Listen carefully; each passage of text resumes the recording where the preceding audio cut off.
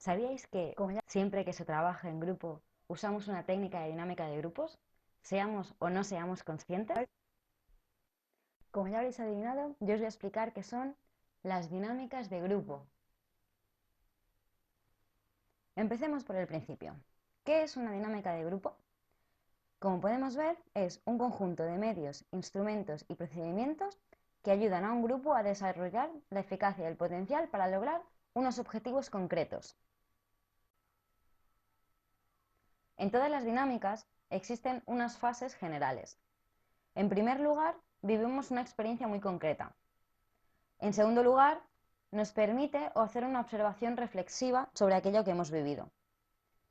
En tercer lugar, nos permite hacer una generalización, es decir, extraemos conclusiones y generalizamos o las llevamos a otros ámbitos. Y en cuarto lugar, una experimentación activa. Después de haber aprendido a través de una experiencia y de la observación y de la generalización, podemos cambiar cómo actuamos tras haber aprendido algo nuevo. Ahora que ya conocemos las fases, ¿qué debemos saber antes de empezar a aplicar una dinámica? En primer lugar, conocerla profundamente. En segundo lugar, debemos conocer la fundamentación teórica, por qué la aplicamos y para qué es esa dinámica. Al principio deberemos seguir las instrucciones y las indicaciones al pie de la letra, hasta conocer mejor la dinámica y ser más expertos en ella. Entonces podremos modificarlas y adaptarlas a nuestro gusto. Las fases deben estar dirigidas hacia el objetivo. Debe haber una planificación muy buena y siempre sin perder de vista cuál es el objetivo del grupo. Ahora que sabemos las bases sobre las dinámicas de grupo, vamos a ver y conocer algunas de ellas. El grupo de formación. El objetivo del grupo de formación es aprender sobre la formación de grupos, cómo se organizan, su desarrollo y el comportamiento del mismo. Suele estar tutorizado por un experto que es uno más dentro del grupo. Dentro del grupo de formación, el compromiso es esencial y no existen roles predefinidos. Los roles se van definiendo según la personalidad de aquellos que participan. ¿Qué es un grupo de formación? Es un grupo de personas determinadas que discuten sobre un tema predefinido. El objetivo es aprender sobre el tema.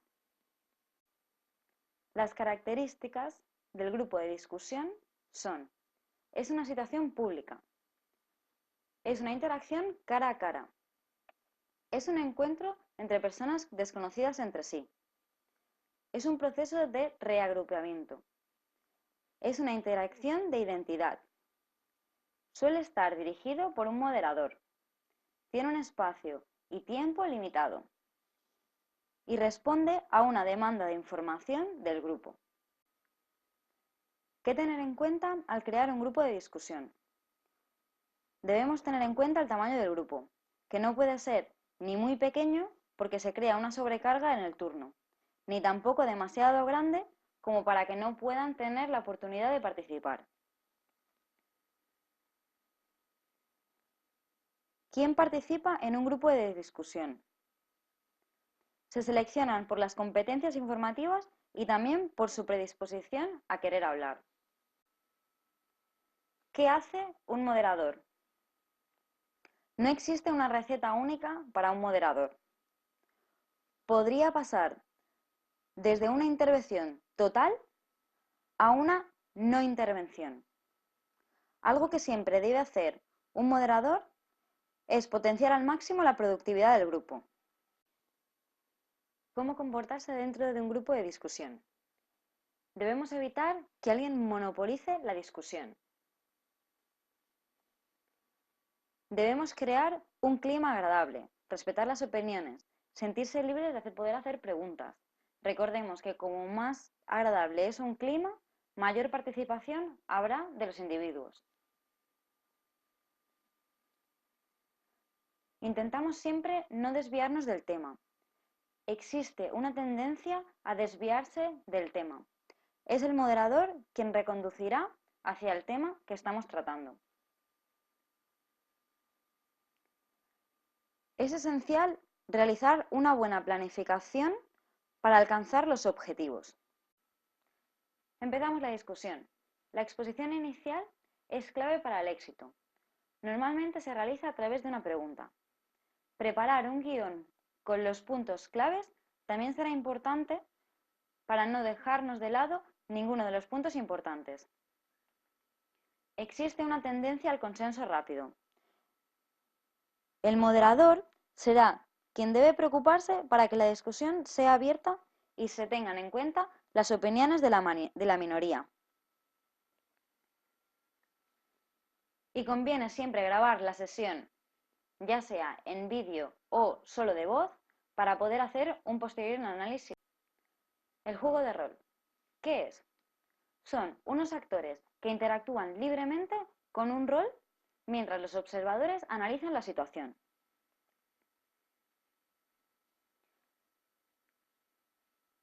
En el juego de rol, los papeles pueden prepararse entre todos, en pequeños subgrupos. Los actores necesitan siempre un tiempo para poder familiarizarse con el rol que van a desempeñar. Tiene un tiempo limitado, y una vez que se inicia, no interrumpiremos para nada. Los observadores tienen unos instructores sobre qué observar. Y finalmente, analizamos lo que ha ocurrido. La lluvia de ideas, que como muchos ya sabéis, se trata de encontrar el máximo de ideas en un tiempo reducido. Tiene diversas fases. La primera es la delimitación. Se trata de definir bien el problema o situación. En segundo lugar, tenemos la producción de ideas. En esta fase no se juzgan ni se critican. De hecho, las más descabelladas o las imposibles también se aceptarán y tienden a tener más potencial creativo. En el análisis, sí se van a juzgar y criticar las ideas. Se seleccionarán las que más gustan y se analizarán. Por último, en la conclusión, se intenta llegar a un consenso para dar una solución al planteamiento inicial. Phillips 66. ¿Qué es? Son grupos de 6 personas hablando durante 6 minutos. El objetivo es permitir la participación de todos los individuos en un grupo grande. ¿Cuándo podemos usarla?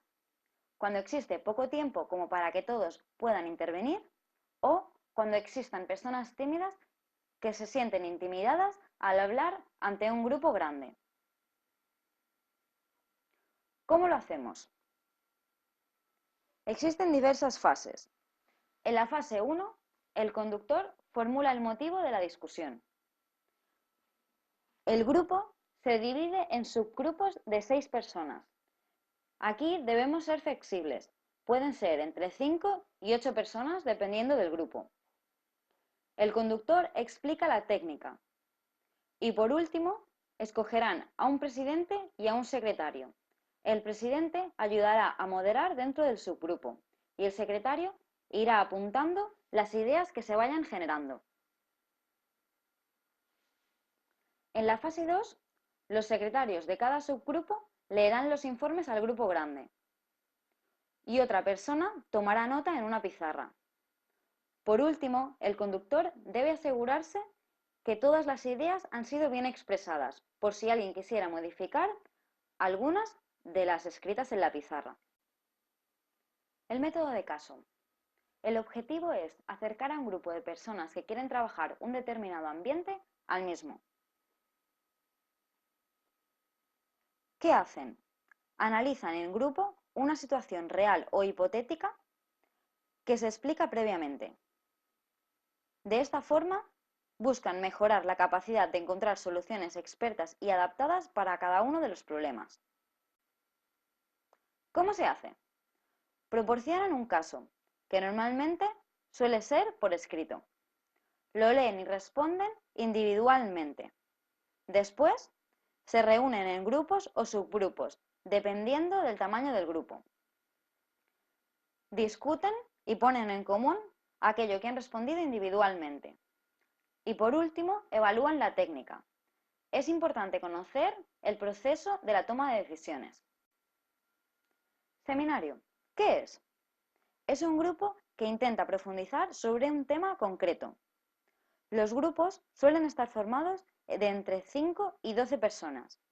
Si son más, se subdividen en grupos. Los participantes deben tener un nivel similar sobre el tema.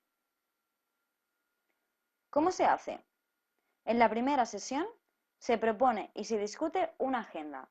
La planificación en los seminarios es imprescindible. Tras cada sesión, se evalúa la sesión, tal como el grupo o subgrupo decida. En la última sesión se hace una apuesta en común. El simposio. ¿Qué es? Unos expertos exponen sus conocimientos sobre un tema. El organizador escoge entre 3 y 6 expositores.